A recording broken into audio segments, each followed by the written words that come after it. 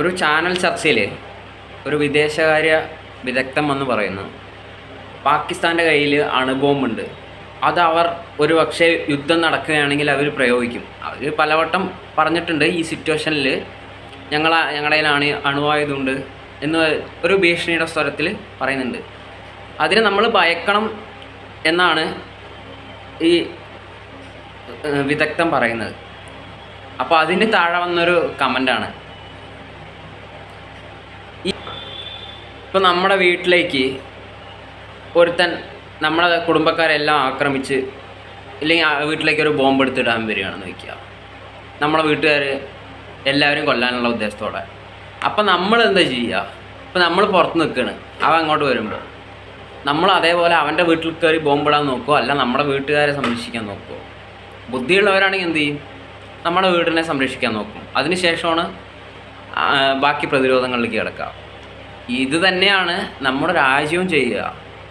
കാരണം പാകിസ്ഥാനെ സംബന്ധിച്ചിട്ട് ഇപ്പോൾ അവർ ഒരു അണുബോംബ് ഇന്ത്യയിലിട്ടു, നമ്മൾ ബോംബിട്ട് പാകിസ്ഥാനെ മൊത്തം തകർക്കാനുള്ള ശേഷി ഇന്ത്യക്കുണ്ട്. വളരെ സിമ്പിളായിട്ട് അത് ചെയ്യുക. ഒരു അണുബോംബ് ഇട്ടിട്ട് ആ രാജ്യം തന്നെ ഭൂപടത്തിൽ നിന്ന് ഇല്ലാതാക്കാനുള്ള ശക്തി ഇന്ത്യയുടെ കൈവശം ഉണ്ട്. പക്ഷേ അവരാ ഇടുന്ന ഒരു ബോംബിൻ്റെ പ്രഹരശേഷി അണുബോംബാണത്. അത് ഈ കണ്ണൂരിൽ പൊട്ടിക്കണ പടക്കമല്ല. അത് അണുബോംബിൻ്റെ ആ ഒരു പ്രഹരശേഷിയിൽ ലക്ഷക്കണക്കിന് ആളുകൾ മരിക്കും. അതുപോലെ നമ്മുടെ എക്കോണമി തകർന്ന് ഒരു 10-20 വർഷം പുറകിലേക്ക് പോകും. ഇതൊക്കെ നമ്മുടെ ഗവൺമെൻറ് ചിന്തിക്കും.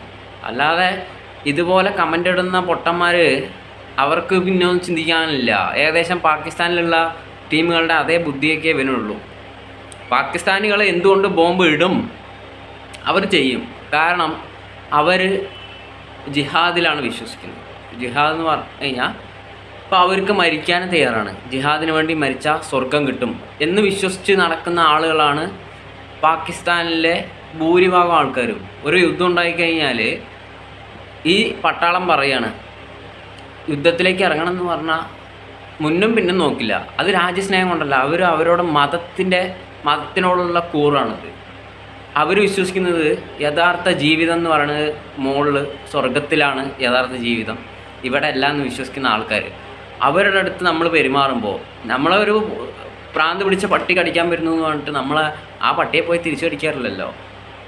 നമ്മളത് പ്രതിരോധിക്കുക എന്നുള്ളതാണ്. അല്ലാതെ ഉടനടി ഒരു യുദ്ധത്തിലേക്ക് പോയി കുറേ പട്ടാളക്കാരെ ബലി കൊടുത്ത് നമ്മുടെ സമ്പത്തില്ലാതാക്കി അങ്ങനെ ചെയ്യാനുള്ള അത്ര ബുദ്ധിമോശമുള്ള ആൾക്കാർ നമ്മുടെ ഇന്ത്യയിലില്ല എന്നാണ് തോന്നുന്നത്.